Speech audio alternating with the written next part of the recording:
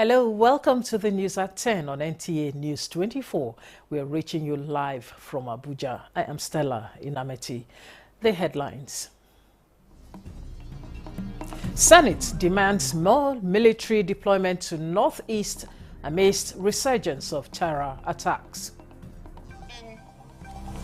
On the security apparatus to maybe change the tactics or the plan. House of Representatives votes against rotational presidency among 6 geopolitical zones. That we do not set a dangerous precedent and put it in the Constitution without due diligence, which Police helicopter spotted in Kogi community on official duty and not delivering food to bandits.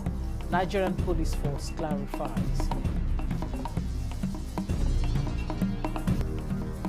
And Federal High Court adjourns judgment between Natasha Akpoti-Uduaghan and National Assembly to 27th of June.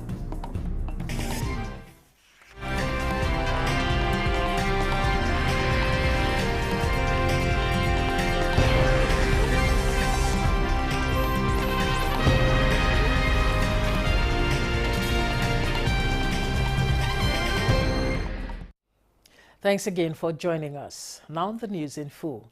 Vice President Kashim Shettima says though critical reforms in key sectors of the economy, the Tinubu administration has addressed most of the critical issues and creating the right environment for investments in Nigeria.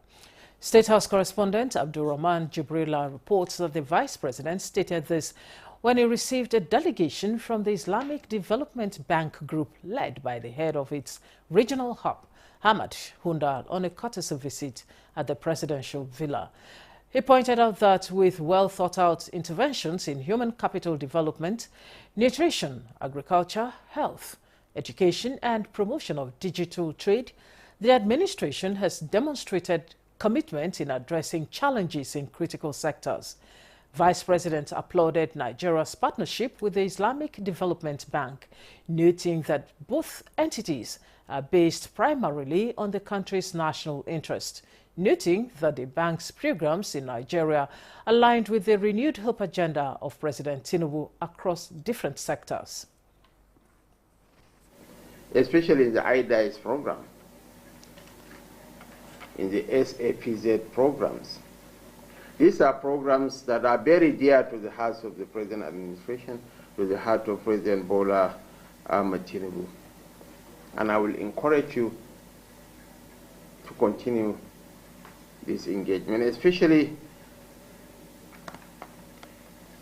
the first rollout of our halal strategy is coming on stream very soon with a projected target of over $500 million. So we have discussed the opportunities to enhance, inshallah, the programs that are already there in terms of economic diversification, supporting the digital economy, the IDICE program, agro-processing, human capital development, as well as the economic diversification through the industries. And we'll also be focusing on bringing more children back to school through the out-of-school children program. And also building the productivity enabling infrastructure, which is focused on increasing the connectivity, the regional corridors, the rural roads, as well as enhancing Nigeria's energy security.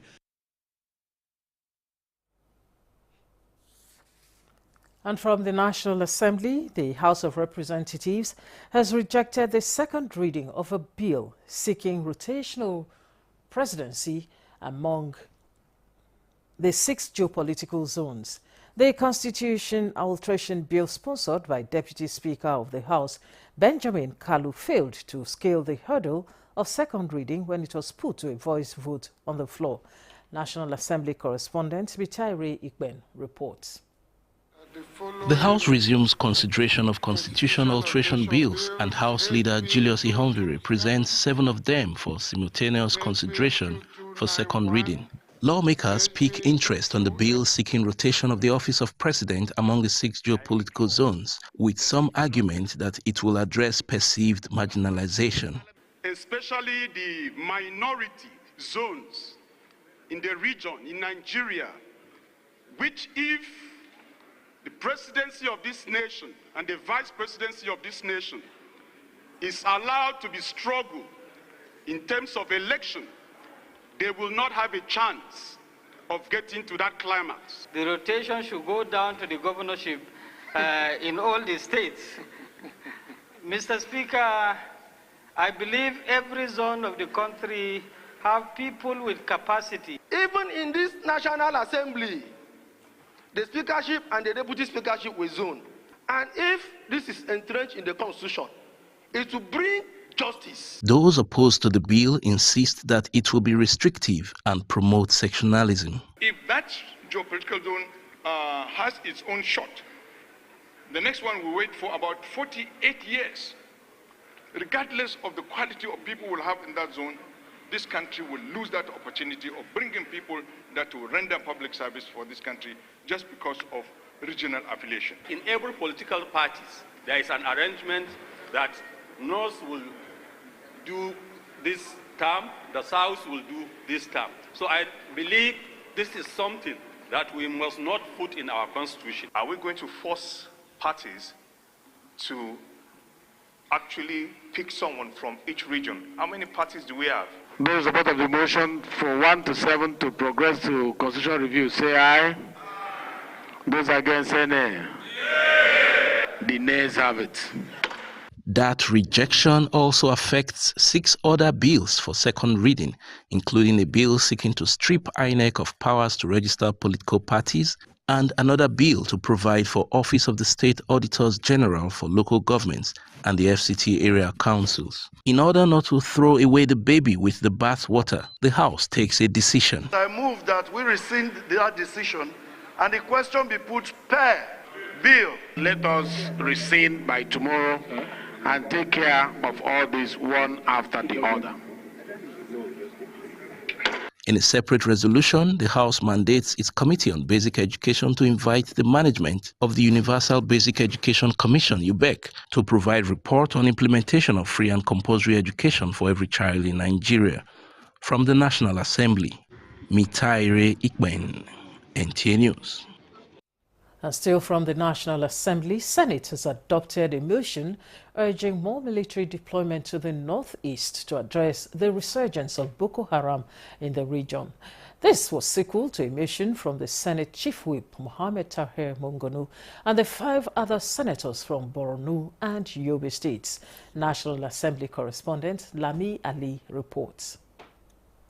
The country is experiencing a resurgence of Boko Haram. In the motion, Senator Mungunu recalls recent security breaches across locations, including the attack of this week Monday and Tuesday in Marte and Gajuram.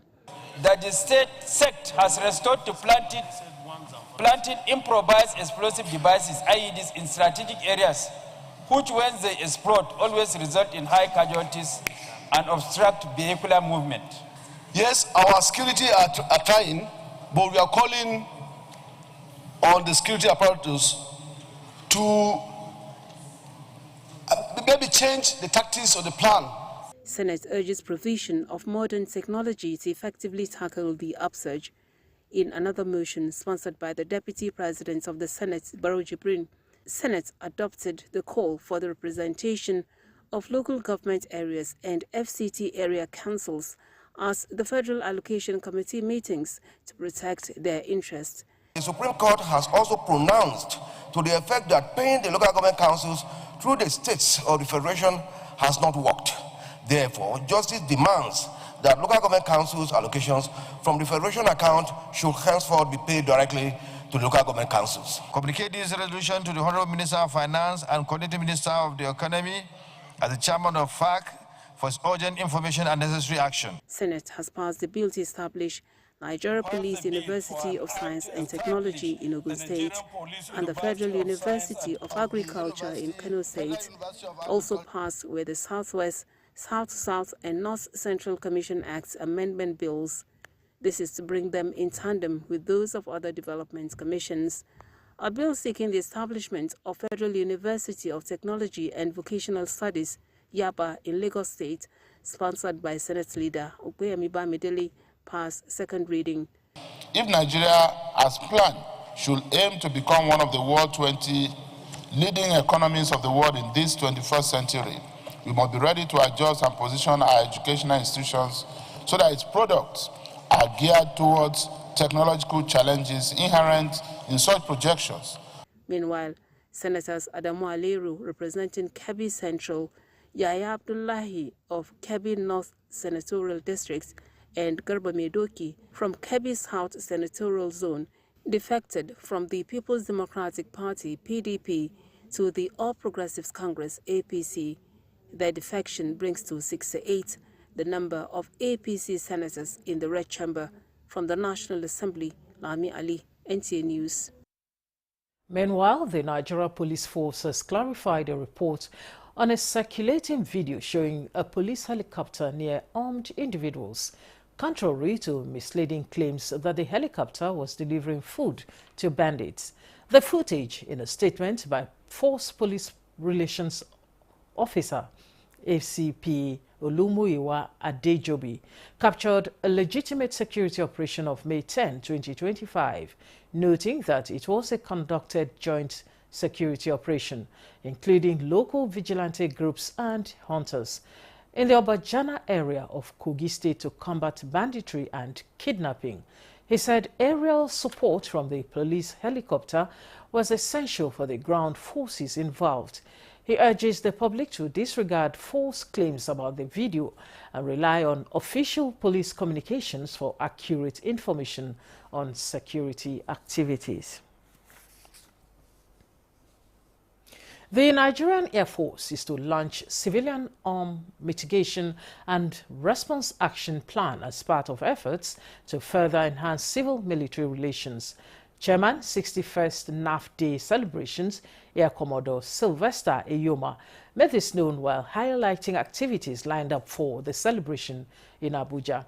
Defense correspondent Olajide Bello reports. 13 Charlie 130 requesting gesture from Makodi. 61 years and still waxing stronger, and yet another time to take stock, reflect on the past and project for a brighter future. The Nigerian Air Force under President Bola Tinubu has made remarkable strides in enhancing its operational capabilities through focused personnel training on modern combat tactics and technologies, as well as the strategic acquisition of advanced platforms.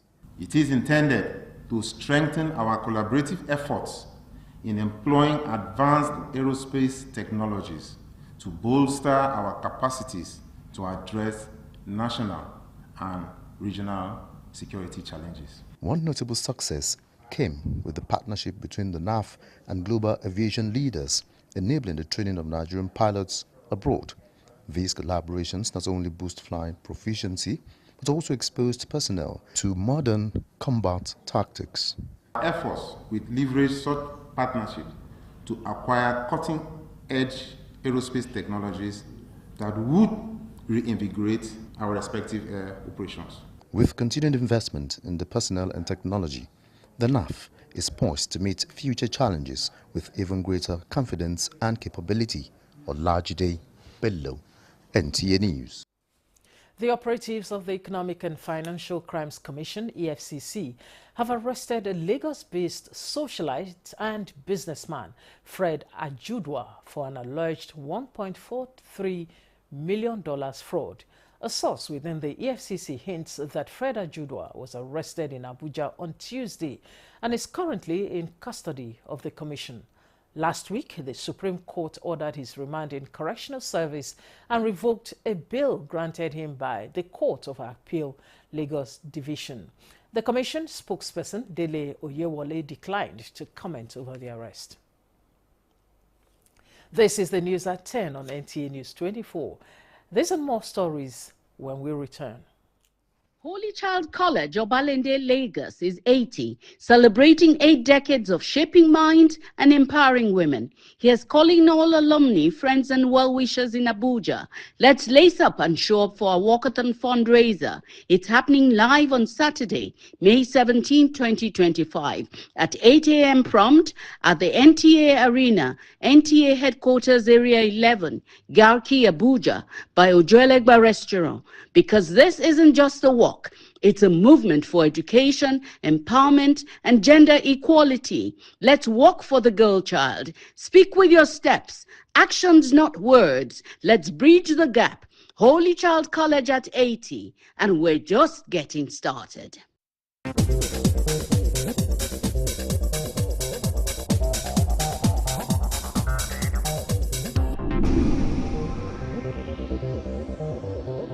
This is NTA News 24. Thanks for staying with us.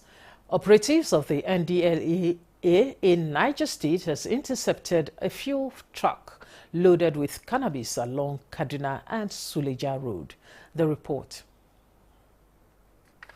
National Drug Law Enforcement Agency, Niger State Command, acting on intelligence as crime must be fought intelligently along Kaduna-Suleja Road during search operations, intercepted a fuel truck loaded with cannabis pretending to be carrying fuel. According to NDLEA Commander Niger State Shehu Noma, the 244 bags of cannabis with a combined weight of 3,047 kilograms was the first of its kind and the highest single seizure in recent times. This consignment, 244 bags, were weighed and it was found to be 3,047 kilograms, which in the history of NDLEA in Niger State, this is the first of its kind, a single seizure, whereas such large quantity is apprehended is the highest. Apart from the truck, 4 suspects were arrested with the exhibits and will be charged to court after a comprehensive investigation, while 4 vehicles were recovered from them. I want to use this medium to inform all who would be, or those who are already in the habit of dealing in illicit drugs of whichever type, that NDLEA Niger State Command is up to the task, and we are always ready to check them out to ensure that they are arrested and brought to book. And when they are arrested, they should be rest assured that they have no any other option than to face the law. And the provision of the NDLEA Act is 25 years imprisonment or at the discretion of the judge. The agency is calling on patriotic Nigerians to join the war against illicit drug trafficking and abuse and contribute towards improving the country's image, while parents and religious leaders have the moral obligation of keeping Nigerians on the right path, as the law is no respecter of anyone. Chidi Ansin, Agomo, NTA News. The federal government says it will continue to sustain the fight against pipeline vandalism and illegal dealings in petroleum products without lawful authority and appropriate license. Edidion Iba reports that this was as a special prosecution team arraigned one person at the Federal High Court sitting in Uyo on a 2-count charge of willful tampering with oil pipelines. Incessant vandalism of pipelines and illegal dealings in petroleum products, the federal government, through the Special Prosecution Team against persons involved in pipeline vandalism and crude oil theft, says the ongoing prosecution of suspects is a deliberate effort by the team to curb issues of destruction of national assets. The suspect, one Stanley Young Abawola, is accused of allegedly conspiring with 2 others at large for illegal bunkering, tampering with an oil pipeline and dealing illegally in petroleum products without license. Counsel to the prosecution team, Frederick Dibang, says the team is being set up to complement efforts of the federal government to protect national assets. filed a 2-count charge against the defendant. Count 1 borders on conspiracy, count 2 borders on tampering. Upon the charge being read and explained to the defendant, he pleaded not guilty, and we have asked for a date for hearing. The counsel to the defendant applied for the bail, and we informed the court that we will serve with this bail application on Friday, and we just responded by filing our counter this morning. The team comprises law enforcement agencies such as the Nigerian Police, the Economic and Financial Crimes Commission, the Nigerian Security and Civil Defense Corps, the Department of State Security, the Nigerian Army, and the Nigerian Navy. The case has been adjourned to the 2nd of June 2025 for ruling on his bail application and commencement of hearing. In Uyo, Edidion Iba, NTA News. And from the judiciary, Federal High Court in Abuja has adjourned to the 27th of June for judgment on the matter between Natasha Akpoti-Uduaghan and the National Assembly. Presiding Judge Justice Binta Nyako fixed the date after parties adopted their final written addresses in the suit filed by Senator Natasha Akpoti-Uduaghan, challenging her suspension by the Senate. The motions filed by the plaintiff include contempt of court order by the Senate, the process that led to her suspension, and equally asked the court to dismiss the motions of the defendants seeking to dismiss the case for lacking in merit, while the first, second, third, and fourth defendants all urged the court to dismiss the suit on the grounds that it lacks merit and that it has also been overtaken by events, as well as that the court lacks the jurisdiction to hear the matter. Minister of Information and National Orientation, Mohammed Idris, has re-emphasized that President Bola Tinubu welcomes constructive criticism at all times, but will never allow himself to be distracted from doing what is right for Nigeria. He represented the president at the launch of a book titled Being True to Myself, an autobiography of former Jigawa State Governor Sule Lamido, who is also the author. Salihu Abdullahi Gwanara reports. Being True to Myself, authored by the former governor of Jigawa State, Alhaji Sule Lamido, on Bondo's actual political and other happenings in the country from the tail end of the Second Republic. As a passive spectator initially, and later an active and real participant in Nigeria's political evolutionary process, Sule Lamido publicly unveils this captivating autobiography. Given his background, he pays special attention to the ordinary people, the Talakawa. From former President Olusegun Obasanjo to former head of state, General Abdulsalami Abubakar, represented by Professor Atahiru Jega, they believe that viewing from his antecedent, Sule Lamido can easily be excused for his bold and blunt truthfulness when it comes to speaking his mind on any given issue. President Olusegun Obasanjo discovered these attributes early in Sule Lamido and probably was one reason for the enormous confidence he had in him to make him Nigeria's foreign affairs minister, besides writing a foreword to Being True to Myself. Sule, I thanked you at that time, but on this occasion, again, I will thank you for the great job that you did. It's good that people write so that we can learn a lot of experience. Many here believe that Sule Lamido belongs in the radical political calling. As the former governor of Jigawa State, is somebody we cherish and is somebody we respect. I would like to appeal to the President Tinubu to close the chapter of June 12th. In his book, General Babangida revealed that Abiola won the election. Being True to Myself have a central role and say in all other political arrangements that culminated in the formation of the People's Democratic Party. Indeed, Sule was a founding member who has tenaciously stuck with the party to this day. Timothy Yusuf, NTA News. Well, that's Timothy Yusuf's report. Now we'll take the reaction from the Minister of Information and National Orientation, Mohammed Idris, who represented the president at the book launch. But since His Excellency the President is represented, it was a stage of the high and mighty, mostly the political class from across political parties.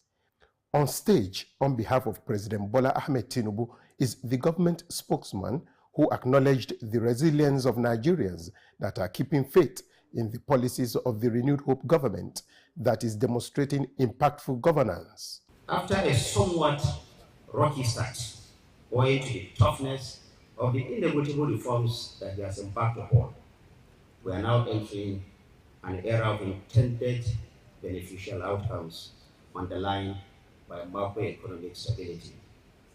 Have there been some pains accompanying these efforts?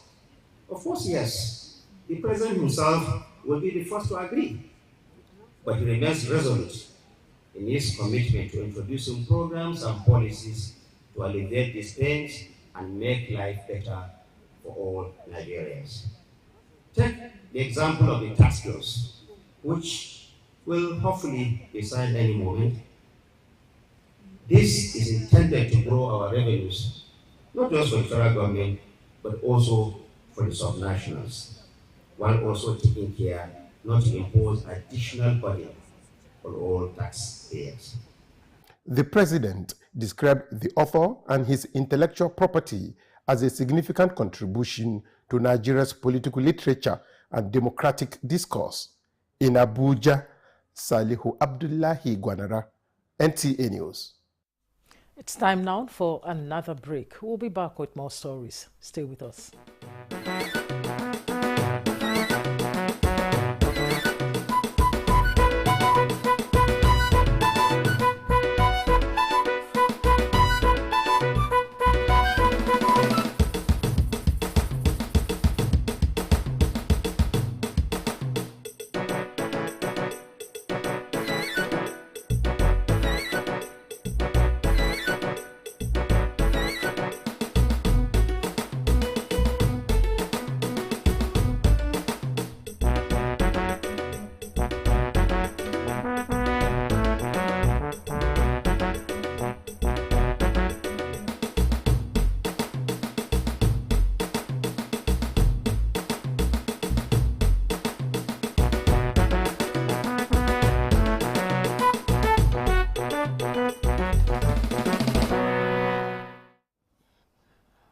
Welcome back and thanks for staying with us. The Rotary Club of Wuse Central Abuja District 9127 is celebrating its 25 years of existence, and activities lined up for this celebration will culminate in a gala fundraising and award night on the 23rd of May 2025. Chairperson of the club's 25th anniversary organizing committee, Sarah Sander, was speaking when she led some members of the committee on a courtesy visit to the management of NTA headquarters, Abuja. Chinenye Nwoye reports. Rotarians are here to collaborate with the largest television network in Africa, the NTA, to amplify awareness of the Rotary's interglobal humanitarian impact and showcase their club's milestone project over the past 2.5 decades. Leader of the Rotary team is Sarah Sander, a former director training NTA headquarters, and the first president of the Rotary Club Wuse Central, as well as chairperson anniversary organizing committee. Rotary is an organization, the only organization that sits on the board of the United Nations. It's the world's first humanitarian organization, and we do a lot of charity work from our little resources. Our club in particular, we've done so many things, including building, rehabilitating schools, hospitals. We've sunk boreholes in a lot of communities. Those are the things we do to the public, just for us to support the government, because government alone cannot do all those things. But coming together as a club on humanitarian ground, we do as much as possible. The Director General of the NTA, represented by the Executive Director Special Duties, says NTA is ready to partner Rotary Club for its humanitarian services. Organization like this, it needs publicity when it comes to enlightenment campaign to the public. So we are here on behalf of the management, and we are going to send all your messages to the management to see how we are going to engage with the club. Rotary Club brings together people across generations who wish to create lasting change in the world, in their communities, and themselves. In Abuja, Chinenye Nwoye, NTN News. The Nigerian Air Force says it is not only committed to counter-insurgency operations and the fight against criminal activities, but to advance the course of educational development in the country. The Chief of Air Staff, Air Marshal Hassan Bala Abubakar, stated this at the distribution of learning materials to some selected schools in Yola to commemorate 61 years anniversary of Air Force in Nigeria. Correspondent Bilkisu Abubakar reports. Established in 1964, the Nigerian Air Force is saddled with the responsibility of safeguarding the airspace of the country, among other operations, to keep Nigeria safe. While commemorating 61th year of service to the nation, the Chief of Air Staff, Air Marshal Hassan Bala Abubakar, represented by Air Commodore Daniel John Akpan, said apart from its efforts on counter-terrorism operations such as insurgency, kidnapping, banditry, among other criminal activities, the Nigerian Air Force also considered enhancing qualitative knowledge as a great of importance. The aim is to enlighten young minds like yours, those of you who are here, about the opportunities in the Nigerian Air Force, inspire patriotism, and foster stronger civil-military relationship. General Murtala Muhammad College, Yola, Capital Day Secondary School, and Aliu Mustafa College, Yola, were among the schools benefited from the learning materials. The students were also engaged on Career Talk, which demonstrates the commitment of the Nigerian Air Force to wipe out gaps in teaching and learning process. I want to thank you guys for making it an impactful program. Indeed, I learned a lot. I'm sure the aims and objectives of the Career Talk will be achieved by the grace of God. Many of our students will key into Air Force as this is learned to them. The theme for this year's Air Force Day celebration is optimizing civil-military relations in a joint operational environment for enhanced air operations. In Yola, Bilkisu Abubakar, NTN News.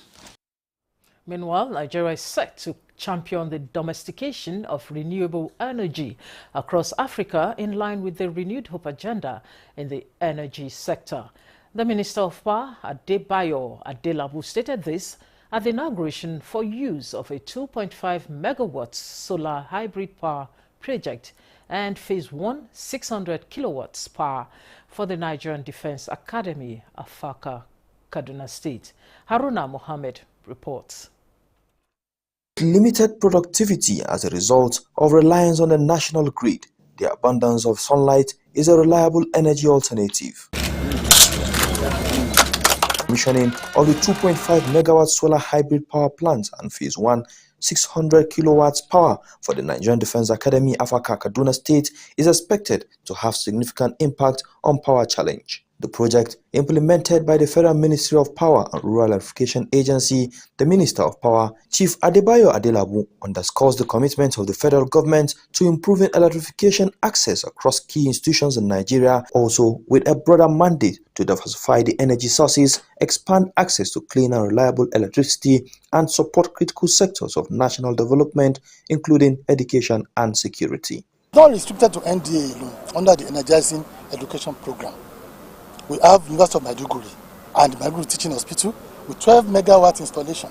We have University of Calabar with about 5 megawatt installation. We have University of Agriculture Abeokuta with another 3 megawatt installation. And that is how we want to continue to achieve 37 universities and 7 teaching hospitals under the administration of President Bola Ahmed Tinubu. As an institution that combines academic rigor with military excellence, the Nigerian Defense Academy represents a strategic national asset that must be strengthened through sustainable infrastructure. These solar projects are not merely an advancement in infrastructure, they represent our collective resolve to harness renewable energy for a sustainable future. They will reduce our reliance on the national grid by at least 50%. evident as an enduring partnership between the armed forces and the power sector. This project is a significant step to sustainable and reliable energy, enhancing the capacity to deliver on the goals of the Academy as a premier military institution in Nigeria. From the Nigerian Defense Academy, Afaka, Kaduna, I am Haruna Mohammed, NTA News. In a bold step toward erasing borders in banking, the Central Bank of Nigeria, CBN, and Nigeria Interbank Settlement System, NIBS, is lighting the path for Nigerians abroad through the Non-Resident Bank Verification Number, or NRBVN. Musa Abubakar reports that the future of diaspora banking was unveiled at a one-day symposium in Abuja.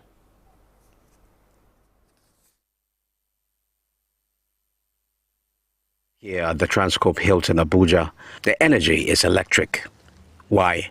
Because the walls of traditional banking are tumbling, and in their place, a digital bridge is rising for millions of Nigerians abroad. At the core of it all is the NRBVN, an innovation allowing non-resident Nigerians to securely enroll for a bank verification number from anywhere in the world.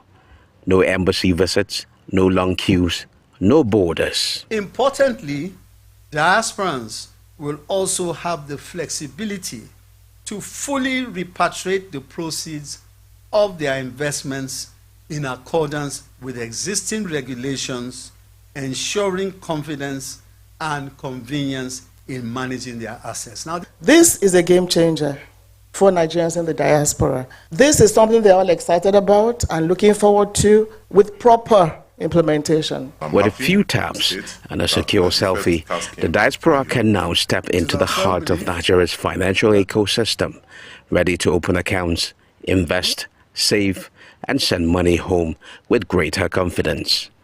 For the CBN and NIBSS, this isn't just a policy, it's a promise that no Nigerian will be left behind, whether on the streets of Lagos or on the subways of London. In Abuja, Musa Abubakar, NTA News. Ministry of Foreign Affairs, in collaboration with the United Nations Development Programme, UNDP, is hosting a workshop in Abuja to develop harmonized frameworks aimed at strengthening democratic institutions, securing funding, and advancing advocacy for voter education.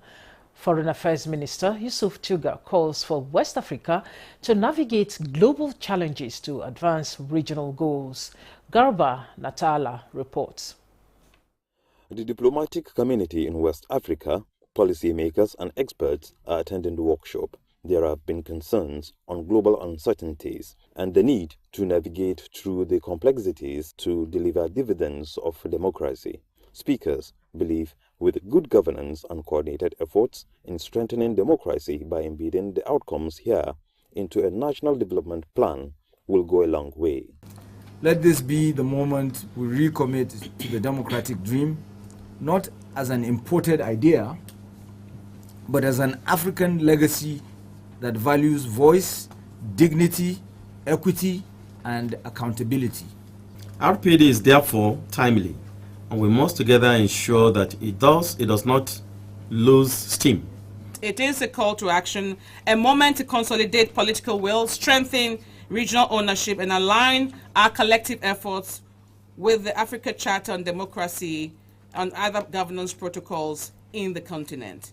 Your insights and leadership will be crucial as we move from planning to implementation. The strategy, they expect, hinges on evolving a tool and linking the outcomes, which is the real thrust of the workshop, for the participants to utilize the information gathered. From our different dimensions, our different perspectives, within our diversity, how do we now reshape what we can call a true West African democracy that works for all of us? They agreed that institutionalizing a harmonized approach will solidify a resilient democratic culture, addressing both current and emerging governance challenges on the African continent as a whole. In Abuja, Garba Muhammad Natala, NTA News. Nigeria and China have continued to maintain strong ties, with trade exceeding $22 billion at the workshop held at the Chinese Cultural Center with the theme Maintaining Resilience and Seeking Opportunities in Nigeria-China cooperation amidst international trade disruptions and tariff wars. Both countries spoke about the need to deepening cooperation and explore new opportunities. Suleiman Abdul Wahab reports. You guys are doing your trade wars, and we the Africans are supposed to be clapping for you while that is going on. That will not be a fair world. A fairer world will be a world where we're talking about partnership.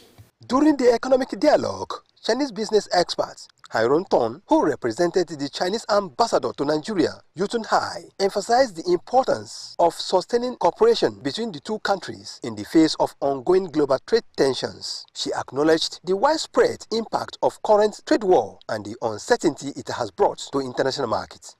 We are key partners with trade volume reaching $22 billion US. And it's among the highest in the African countries. At the gathering, Nigerian representative emphasized leveraging opportunities from the global economic shift. Ongoing discussions between both nations focus on strategies to protect mutual interests, foster innovation and investment. We should be trying to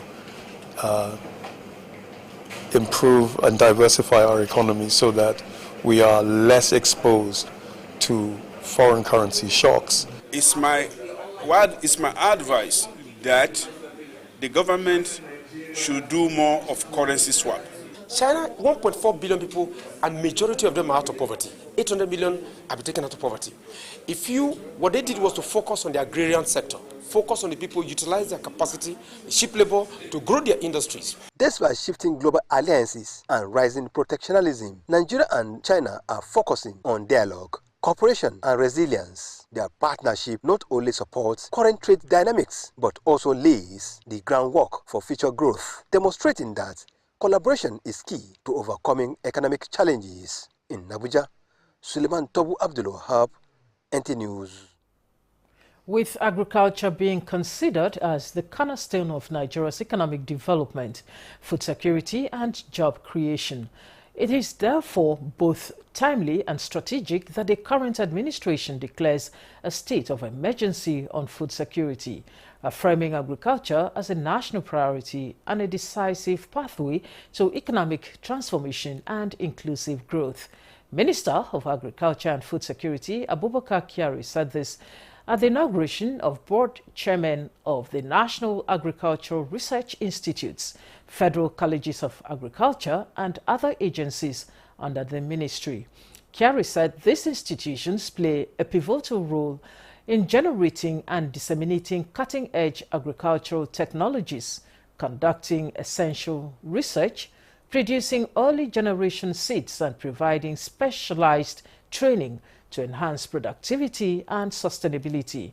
37 varieties comprising maize, rice, millet, wheat, and barley, among others, he said, were recently released and are expected to contribute to enhancing the food and nutrition security drive of the Tinubu administration. A recognition of your wealth of experience and integrity, but also a demonstration of confidence bestowed on you by His Excellency President Bola Ahmed Tinubu, GCFR. This is a pivotal moment where policy meets implementation and vision begins to take root through your stewardship of these vital institutions. We must wear our thinking innovative caps. We have the land, we have the water resources, we have the hungry mouths. We cannot always depend on the old method. It should be research for development. It should be precision farming. It should be precision agriculture. And that encompasses livestock. We have been inaugurated today to jigonize and start in earnest every necessary experience or anything that will come to bear in ensuring that this mandate is achieved. Corps Marshal, Federal Road Safety Corps, Shehu Mohammed, has revealed that the Corps intends to substantially increase the number of licensed female drivers in the country. He disclosed this at the Women on Wheels Training Conference in Abuja. Oyeyemi Ajayi reports. As of January 2025, 1.2 million female drivers were licensed in Nigeria, and for many, it's quite a delight to see them behind the wheels.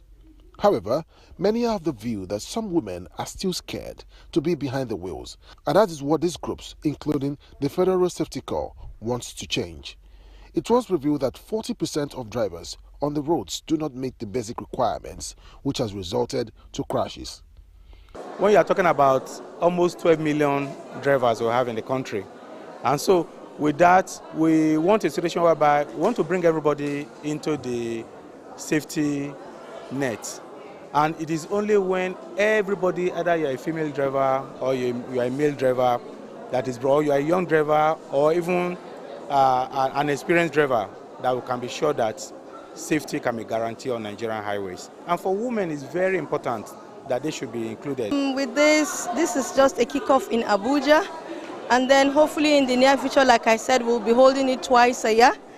We'll take it to the grassroots so that those that don't have phones and the Androids can be reached.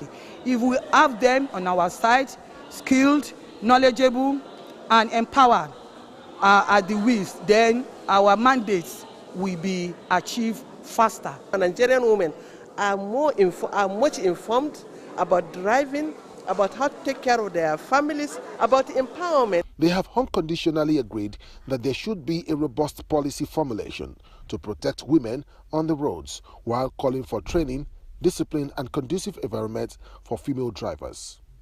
Oyeyemi Ajayi, NTA News. This is the news at 10 on NTA News 24. Here is a recap of our top stories. Senate demands more military deployment to Northeast amidst resurgence of terror attacks. On the security apparatus to maybe change the tactics or the plan. House of Representatives votes against rotational presidency among 6 geopolitical zones. That we do not set a dangerous precedent and put it in the Constitution without due diligence, which...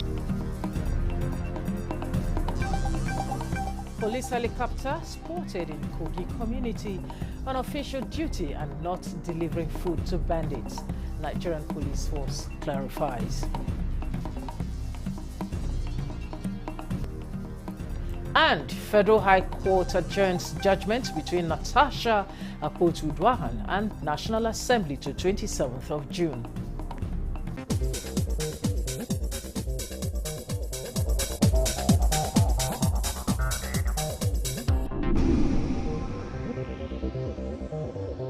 This is NTA News 24. Thanks for staying. The National Hajj Commission of Nigeria office in Medina is collaborating with the state's pilgrims boards to ensure that all Nigerian pilgrims are issued Hajj permit known as Nusuk cards before they proceed to Makkah. The NACON coordinator in Medina stated this while giving an update on the 2025 Hajj operation. Correspondent Jamilu Ibrahim has more. That every intending pilgrim from across the globe is required to possess before performing the annual Hajj in Saudi Arabia. It was launched in 2024 by the Saudi Ministry of Hajj and Umrah Affairs to effectively verify the identity of each pilgrim, thereby preventing unauthorized people from entering the holy sites. Serious challenges were, however, faced in the implementation of the initiative last year, especially as it affected Nigerians, which the relevant authorities now said they have been squarely addressed. The NACON coordinator in Medina for the 2025 Hajj, Abdulkadir Abubakar Oloyin, clears the air on issuance of the Nusuk card to Nigerian pilgrims. That they went through last year before most of the pilgrims get their card towards even a day or a night, some hours to Mina. They found it very difficult. So now they shifted it to Medina and everything is now moving. The state officers there, they are putting in an effort to make sure that they collect all their Nusuk card before they leave Medina. Abdulkadir Oloyin, who gives an update on the Hajj operation in Medina, especially accommodations and feeding, says everything is going on as planned. We were able to have 16 houses in Medina. The houses already designed and arranged within the central area, within the vicinity of Haram of Medina. It's no Nigeria pilgrim we have to join a taxi before getting to Haram. And so far, there's no report of any surcharge or surcharge of food or the meal. The deduction from the food or the service quality given to them. The NAHCON coordinator, who enjoins Nigerian pilgrims to remain committed to acts of devotion, states the need for all stakeholders to continue to cooperate with the Commission for the overall success of the 2025 Hajj operations. From the holy city of Medina, Jamilu Ibrahim, NTA News.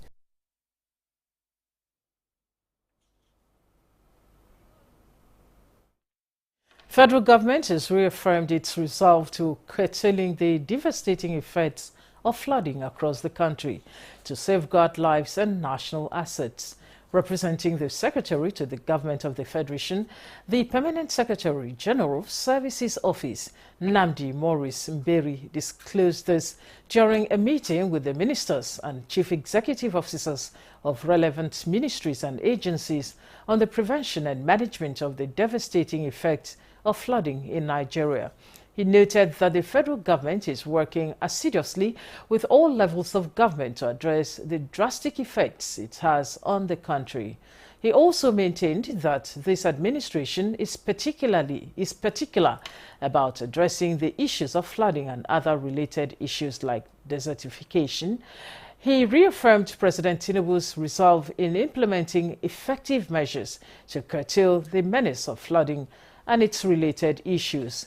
The SGF emphasized on the importance of collaboration among agencies responsible for climate-related initiatives and urged them to work in synergy with the federal government.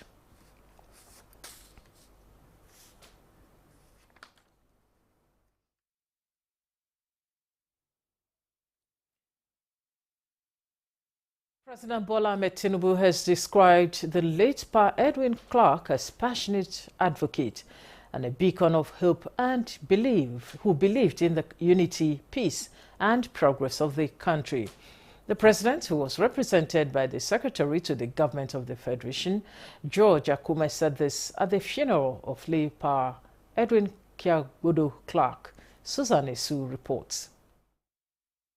Here are the remains of a man who stood as a towering figure in the nation's political and social landscape, Pa Edwin Kiagbodo Clark. His funeral was attended by dignitaries including President Bola Tinubu, who was represented by Secretary to Government of the Federation, Senator George Akume, former Nigerian President Goodluck Ebele Jonathan and wife, the Senate President, Senator Godswill Akpabio, Governor Sheriff Oborowori, and other state governors. President Bola Tinubu, who was represented by Secretary to Government of the Federation, described Pa Edwin Clark as a passionate advocate for resource control, a beacon of courage, who spoke for the Niger Delta and the nation. President said late Pa Edwin Clark's views on national issues were distinct and patriotic.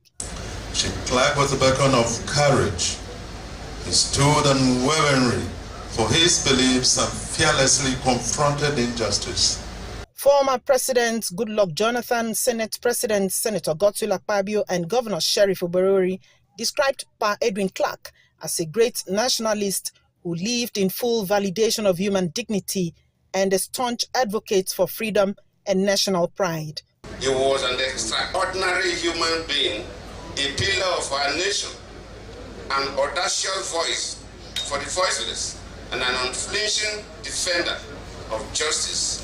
As we are seated here now, I want to see up to 100 Pa Edwin Clark emerge from the Niger Delta region because we're all the students. Pa Clark stood for good governance.